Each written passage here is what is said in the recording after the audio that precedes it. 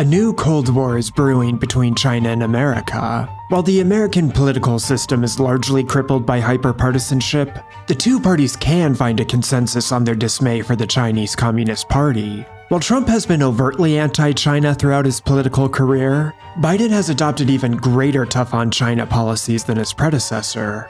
But the tough-on-China sentiment amongst America's power brokers long predates the Biden or Trump administrations, and can be traced back to San Francisco and the death of a Chinese Communist Party politician. This is why America turned on China.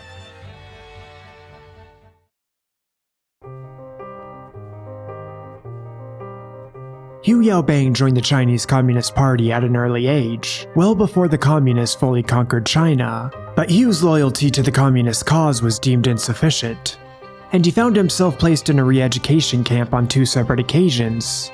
After these re-educations, Hu learned how to master the political game within the Communist Party.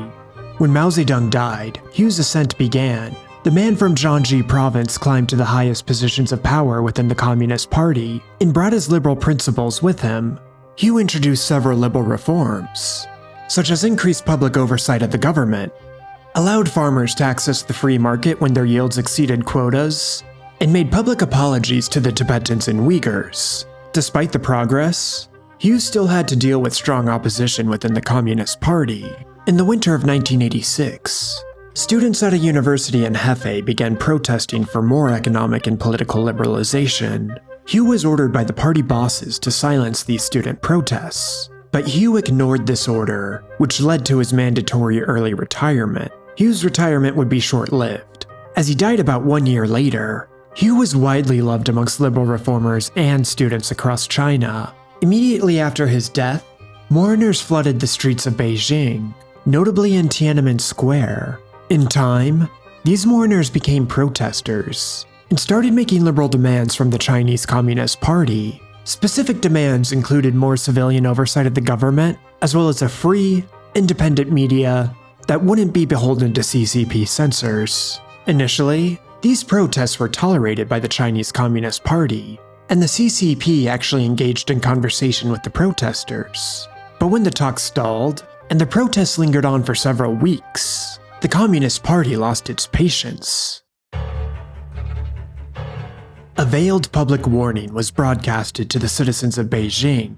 Avoid Tinamen Square for your own safety. What the public didn't know is that hundreds of thousands of soldiers mustered around Beijing, patiently waiting for their next orders. On an early spring morning in 1989, 200,000 soldiers descended onto Tiananmen Square to end the protests once and for all.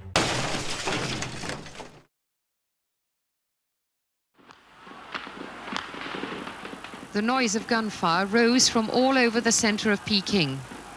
It was unremitting.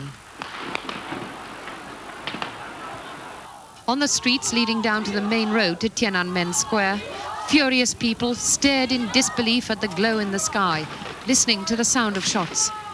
And then, as troop lorries were seen moving down the road, there was gunfire from those lorries.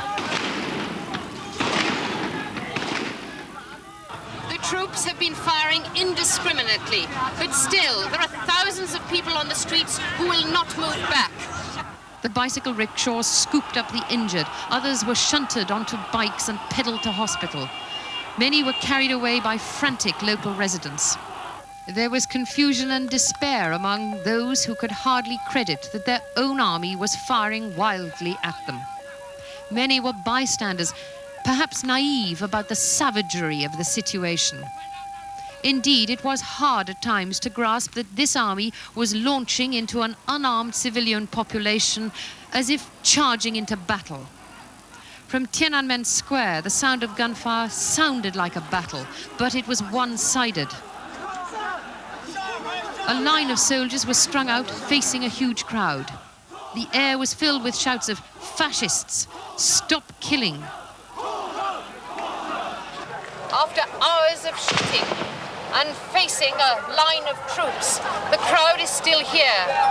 They're shouting, "Stop the killing and down with the government."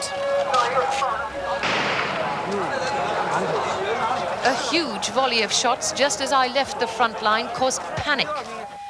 The young man in front of me fell dead. I fell over him. 2 others were killed yards away. 2 more people lay wounded on the ground near me. Ambulances screamed up to the troop line and were turned away. They couldn't get to the square. 2 ambulance drivers were shot and injured. In the streets, many came up to us, shaking with anger and disbelief and fear. Many were terrified, saying there would be retribution. There was not one voice on the streets which did not express despair and rage. Tell the world, they said to us. My sister sat at my cabin, my room, but the bullet come from the glass. Flag, take bullet. What kind of government? How many civilians died in Tiananmen Square remains a mystery, but estimates range from several hundred to over 10,000 lives lost. Any remembrance of the Tiananmen Square tragedy is heavily censored on the Chinese mainland. Hong Kong used to keep the memory of Tiananmen Square alive, until it too was gobbled up by the CCP in 2020. For 24 years, this statue stood inside the campus of Hong Kong University. The harrowed, twisted figures, a memorial to the Tiananmen Square protesters of 1989, who asked for more freedom and who got bullets in return. In mainland China, even discussing the topic is taboo. But Hong Kong was a place where people could remember. And the Pillar of Shame did not just honor the past, but stood tall as proof of Hong Kong's unique freedoms, its difference from other Chinese cities. These days, things are not so different though. Under the cover of darkness, they took it down. The pillar was covered up and put into storage. The next day, onlookers could see the new meaning in the now empty space. The Tiananmen Square tragedy shocked the world. Prior to the massacre, it appeared that the CCP was slowly moving towards liberalism, much like Gorbachev was in the USSR. But Tiananmen Square ended the dream of a liberal China. Perhaps no other group was more disgusted with the CCP's actions than the Chinese diaspora. The Chinese people who lived outside of the CCP's jurisdiction were not afraid to express their disgust of the tragedy, especially those who lived along the Pacific coast of the United States.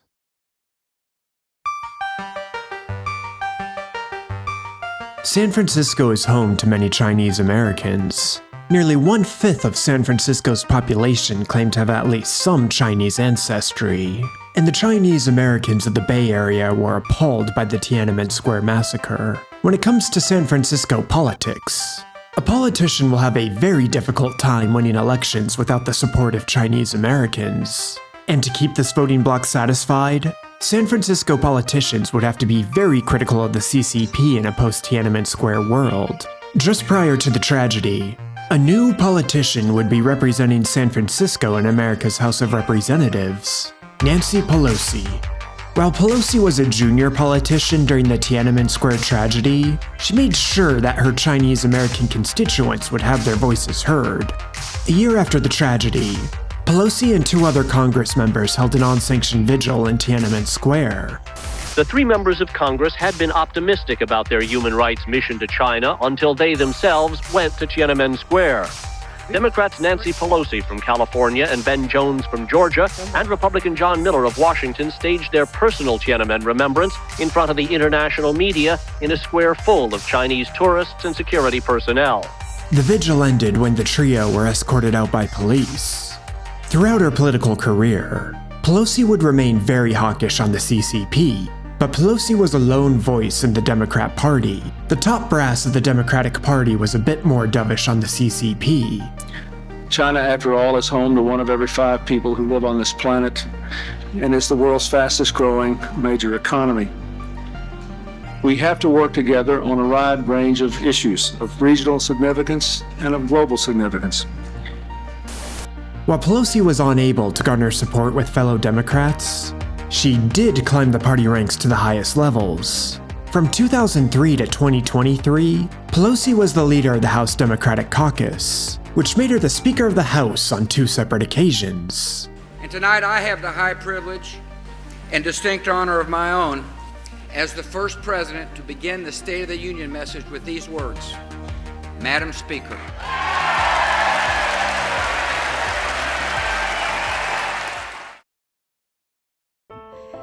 And when we saw what happened in Tiananmen Square, it was almost unbelievable to see the government of China turning on its own people, having tanks run over their children in Tiananmen Square.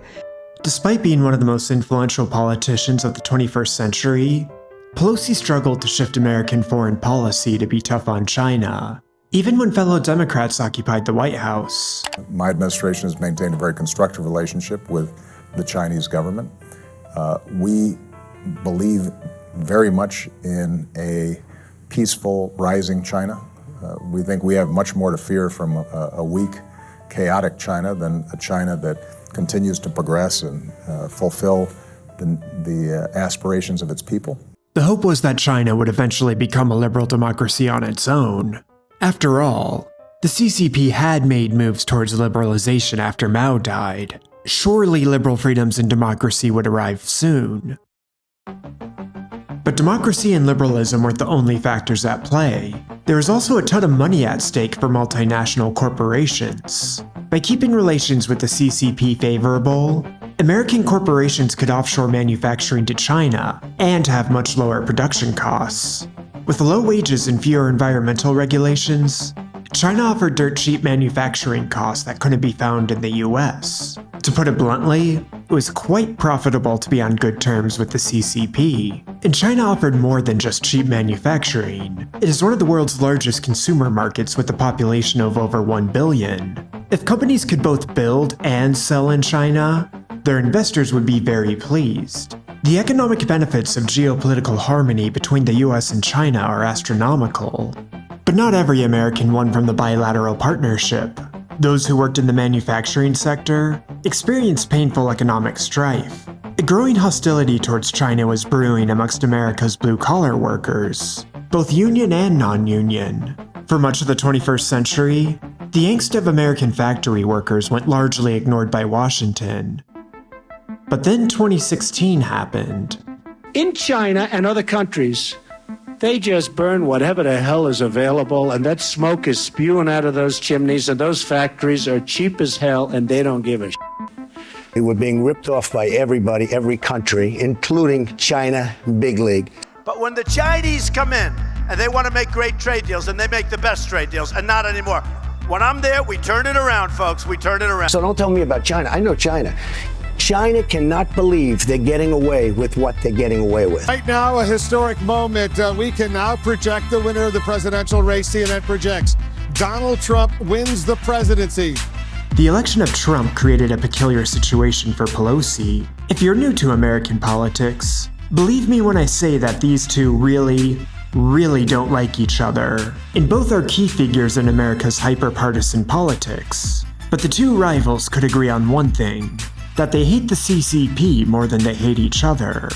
While Trump was more so focused on trade to satisfy blue-collar voters, and Pelosi was more so focused on human rights issues to satisfy Chinese Americans, the two were able to find common ground. Washington fired the opening shots against the CCP with a round of tariffs on certain goods. But before the new tough on China strategy could fully develop, the pandemic happened.